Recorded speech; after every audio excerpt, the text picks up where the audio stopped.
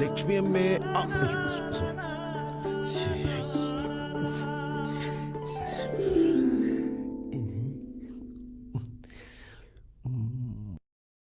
ലക്ഷ്മി അമ്മ എവിടെ? അമ്മ കുടുംബശ്രീ മീറ്റിങ്ങിന് പോയിരിക്കുക. സൂര്യേട്ടാ, ഒന്നിങ്ങോട്ട് വരുമോ? എന്താ കാര്യം? എന്താ അകത്തേക്ക് വന്നാല് ഞാൻ പിടിച്ചു തിന്നോ?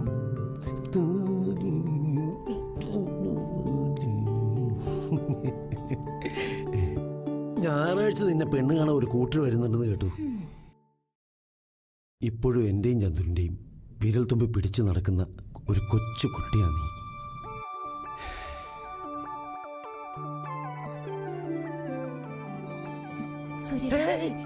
എന്താ ഈ കാണിക്കുന്നത്? ഞാൻ സൂര്യ. കുട്ടിക്കാലം മുതലേ മനസ്സിൽ കൊണ്ടു നടക്കണ ഇഷ്ട. പറയാൻ പലതവണ ശ്രമിച്ചു, പക്ഷെ കഴിഞ്ഞില്ല. ഷാരി എന്തായി പറയുന്നത്? ഞാൻ ആ കണ്ണുകൊണ്ട് ഒരു പ്രാവശ്യം പോലും നിന്നെ കണ്ടിട്ടില്ല. അത് മാത്രമല്ല, നിനക്ക് വേണ്ടി ഇവിടെ കല്യാണം വരെ നടക്കുക. വേണ്ട കുട്ടി, അരുതാത്തൊന്നും മനസ്സിൽ വേണ്ട. അതെ, എല്ലാവരും എങ്ങനെയാ. ഹൃദയം തുറന്ന് കാണിക്കാനൊന്നും എനിക്ക് കഴിയില്ല സൂര്യേട്ടാ. ഞാൻ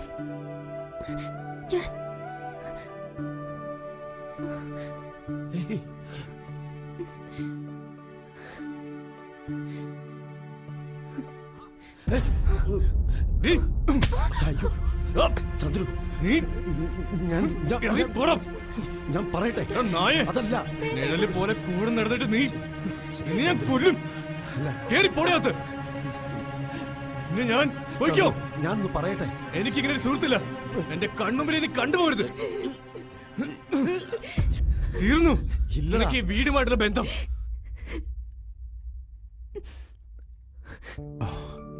മോളെ, എന്താ പറ്റിയ നിനക്ക്? ഒരു നിമിഷം നീ ഏട്ടനെ പറ്റി ചിന്തിച്ചോ?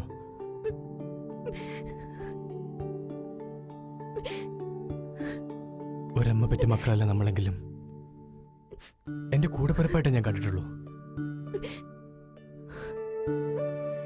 ഒരമ്മയുടെ സ്നേഹം വാരിക്കൊരുത്തുന്ന ലക്ഷ്മിയമ്മയെ നീ മറന്നു.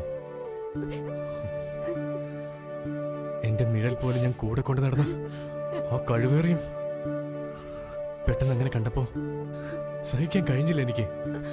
നിനക്കറിയോ, നിന്റെ കല്യാണവും ഒരു നല്ല ജീവിതം സ്വപ്നം കണ്ട് അതിനുവേണ്ടി നെട്ടോട്ട് ഓടുന്ന ഒരു ഏട്ടൻ ഞാൻ.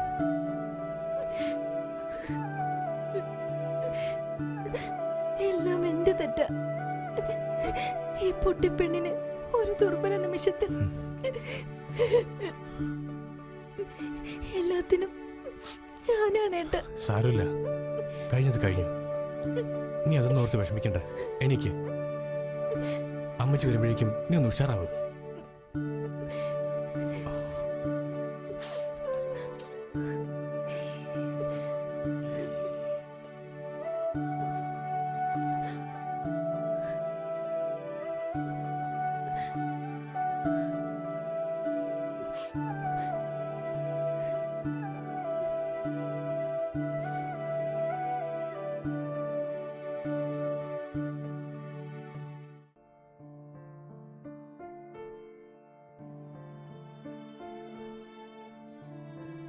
മോനെ, ഞാൻ കുറച്ചു നേരമായി ശ്രദ്ധിക്കുന്നു. എന്താ നിനക്ക് പറ്റിയേ?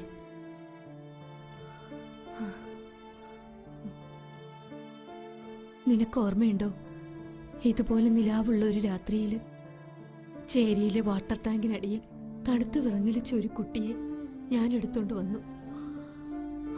അന്ന് തൊട്ടിന്നു വരെ സ്വന്തം മോനായിട്ട് മാത്രമേ ഞാൻ നിന്നെ കണ്ടിട്ടുള്ളൂ. നിന്റെ മുഖം ഒന്ന് പാടിയാൽ ഈ അമ്മയ്ക്കറിയാം. എന്താ എന്റെ മോന് പറ്റിയത്? ഒന്നുമില്ലമ്മേ. ശാരിയുടെ കല്യാണം അത് ഭംഗിയായി നടക്കും. അത് കഴിഞ്ഞ് നിന്റേത്. പിന്നെ അമ്മയ്ക്ക് സമാധാനമായിട്ട് കണ്ണടയ്ക്കാലോ. ഒന്നുമില്ലമ്മേ.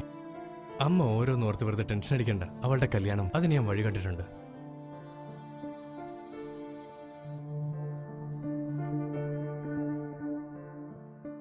ഈ ചെക്കനെന്താ ഇങ്ങോട്ട് നോക്കുപോലും ചെയ്യാതെ പോകുന്നേ? ഹലോ എടാ, നിങ്ങൾ ആ. തമ്മിൽ എന്തെങ്കിലും പ്രശ്നമുണ്ടോ? ശരി ശരി എടാ അമ്മേ ഞാനിപ്പോ വരാം.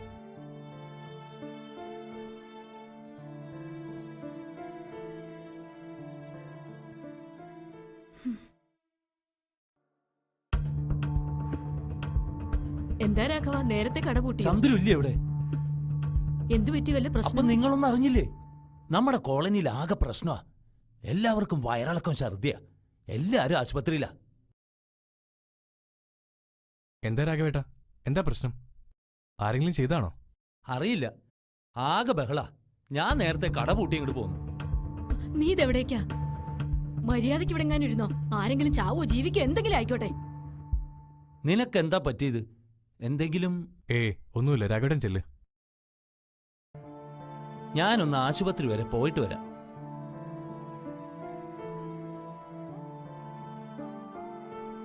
ദൈവമേ, ഇനി ഇതിന്റെ പേരിൽ ഇവിടെ എന്തൊക്കെയാണാവോ സംഭവിക്കാൻ പോകുന്നത്?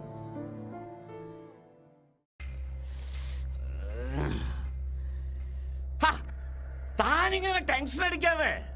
ആ ജോ ഇപ്പൊ ഇങ്ങോട്ട് വരും. ജില്ലാ ആശുപത്രി ഇപ്പോ ചേരി നിവാസികളെ കൊണ്ട് നിറഞ്ഞൂത്രേ.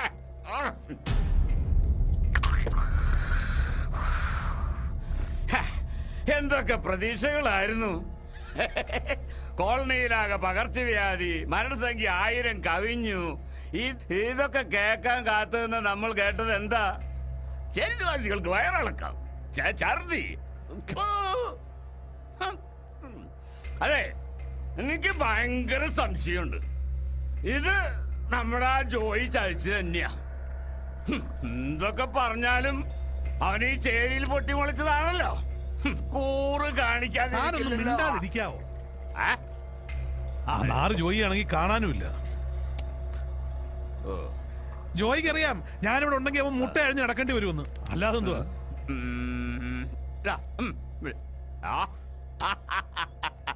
ജോയി എന്റെ ചേര് സാറേ, ഏതായാലും ചാവാൻ വിഷം കൊടുത്തു. അതിപ്പോ ഇത്തിരി കൂടിയ വിഷമായിരുന്നെങ്കിൽ ചത്തൊടുങ്ങില്ലായിരുന്നു എല്ലാവരും. ഇതിപ്പോ എടാ ജോയി, നിനക്ക് മസിൽ പവർ ഉണ്ട്, പക്ഷേ തലയ്ക്കകത്തെ ഒരു മണ്ണാങ്കട്ടയില്ല. ഒറ്റയടി കൊല്ലാണെങ്കിൽ ഇത് വല്ലതും ചെയ്യണമായിരുന്നു. ഇഞ്ചിഞ്ചായിട്ട് വേദനിപ്പിക്കണം. മാറാരോഗം ബാധിച്ചിട്ട് ആ ചേരി നിവാസികൾ ഓരോരുത്തരും ചേരി വിട്ടു പോകണം. അതിന് വേണ്ടിട്ടായിരുന്നു. മനസ്സിലായോടാ കഴുതേ? എടോ സുധാര സാറേ, താനുണ്ടല്ലോ ഈ മന്ത്രിക്കസേര കയറുന്ന ആൾക്കാരെ പറ്റിക്കുന്ന പോലൊരു പരിപാടി അല്ലിത്. ചിന്തിക്കണം, ചിന്തിച്ച് പ്രവർത്തിക്കണം. ഇത് വെറും ഒരു സാമ്പിൾ. അടുത്തത് കൂട്ടം പൊരിച്ചിലാവണം. ചന്ദ്രന് സൂര്യന് എന്തോ സംശയം തോന്നിയിട്ടുണ്ട്. ഞാൻ നിങ്ങളുടെ കൂടെ നിന്ന് കളിക്കുന്ന കളിയാണോ? അവനും കൂടി ഓർഡർ നിൽക്കുന്ന അവൻ ശവപ്പെട്ടി. ചന്ദ്രൻ അങ്ങനെ നിസ്സാരനായി കാണണ്ട. എനിക്കറിയുന്ന പോലെ അവനെ നിങ്ങൾക്കാർക്കും അറിയില്ല. പെരുമ്പാമ്പാവൻ ചിറ്റിപ്പിടിച്ച പിന്നെ വിടത്തില്ല. ടെൻഷൻ അടിക്കാൻ വേണ്ടി